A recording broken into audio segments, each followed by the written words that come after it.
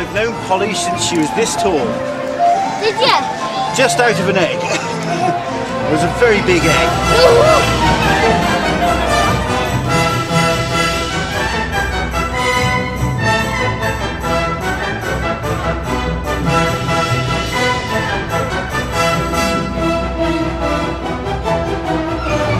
Been a beautiful mermaid. I do have some beauties. Well, okay, this is my number one tip, is to get a sea cucumber, okay, put it on your eyes at night, a nice slice of it, and when you wake up you have nice sparkly, refreshed looking eyes.